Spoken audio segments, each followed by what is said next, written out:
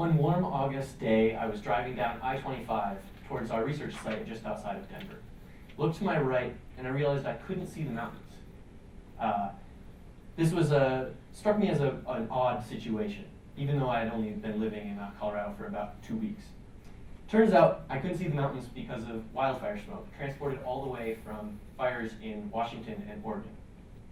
Wildfire smoke is becoming an increasingly important part of our air quality, both here in Colorado as well as throughout the United States. We know wildfires have been increasing both in frequency and intensity over the last several decades, primarily due to climate change. We expect this trend to continue in the future. Wildfire smoke has important consequences both at the local, regional, and global scales. Among these, wildfire smoke contains pollutants such as particulate matter and ozone, which are harmful for humans. Wildfire smoke contains other chemical compounds which can get deposited to ecosystems, causing eutrophication and unhealthy ecosystems for plants and animals. Wildfire smoke can also change the formation and properties of clouds, impacting our weather and climate on regional and climate and global scales. Among all of these impacts, reactive nitrogen is a crucial link. Reactive nitrogen exists in wildfire smoke in two main forms, the reduced form and an oxidized form. Here on the left, I have NH3, or ammonia, which is an example of a reduced form of nitrogen. This ammonia can be deposited into ecosystems and cause eutrophication. On the right here, NOx, or NOx, is an example of oxidized nitrogen.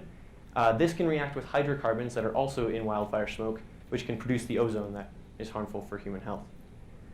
My research focuses on understanding the role of reactive nitrogen in wildfire smoke and the relative partitioning between reduced and oxidized forms, so we can better understand the impacts that wildfire smoke might have on us and our environment.